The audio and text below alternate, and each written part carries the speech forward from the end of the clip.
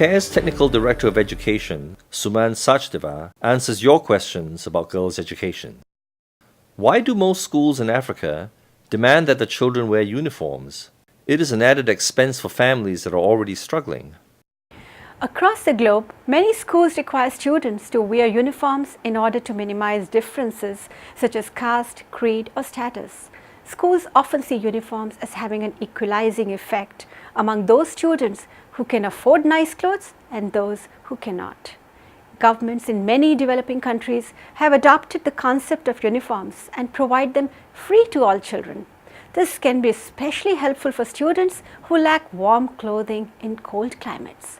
However, when uniforms are required of students from poor and marginalized families with no government support in providing them, it can become a significant barrier for children trying to access, attend, and learn in school. In Africa, what percentage of girls are allowed to attend elementary school, and which countries rank worst in educating girls and women? Also, is there any new word on the 219 Nigerian girls who were kidnapped? Several countries rank extremely low in education for girls and women, including India, where I live. Some recent estimates suggest about 58 million primary school-aged children are out of school around the world. More than half of them are girls. Nearly 30% are in Africa alone. Some of the world's highest dropout rates are in Africa and West Asia, where more than 1 in 3 students who start primary school will not ever finish. CARE believes in the transformative nature of education, and we support the right of all children to access a decent education.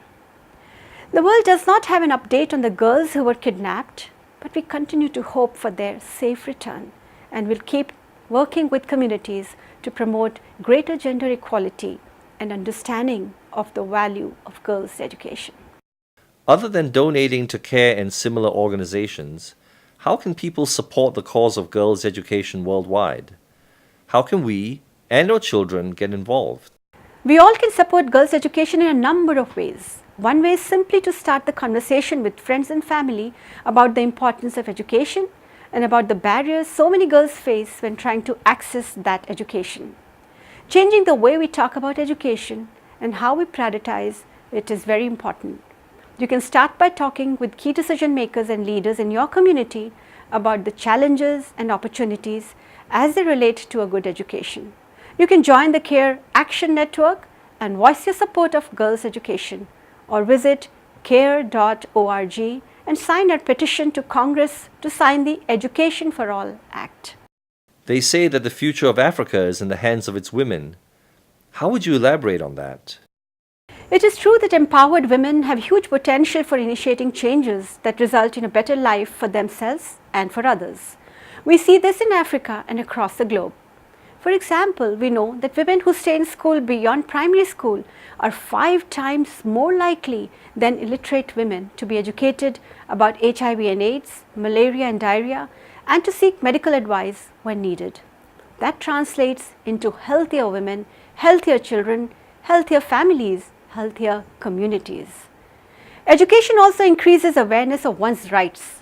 Educated women are more likely to have decent working conditions, delay childbearing, resist violence, denounce injustice, and participate in political processes.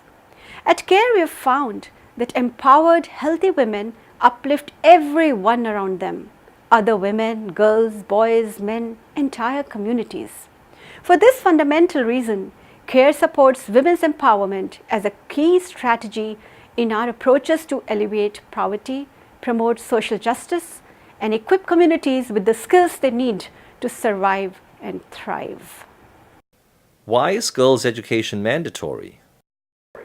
Despite significant progress over the past 2 decades in ensuring that more girls have an opportunity to learn, girls and young women in many developing countries remain at a disadvantage. More than 58 million girls worldwide are not attending school, for example, and therefore are missing out on critical learning opportunities. This is compounded by the fact that almost half of all children who are not in school live in countries affected by conflict. In addition, many poor girls who are in school are falling behind boys in learning. It is critical that as a global community, we provide not only equal access to education, but quality access as well. Investing in girls' education is arguably one of the most effective ways to break the cycle of poverty and to improve the health and welfare of families and communities. A recent report estimates that 65 low and middle income countries lose about $92 billion every year by failing to educate girls to the same standards as boys. For young girls, education is a critical tool for empowerment. It equips girls with the skills, confidence and knowledge they need to navigate their futures with. CARE supports equal and equitable education for both boys and girls, ensuring that all students receive the educational opportunities and support that they deserve.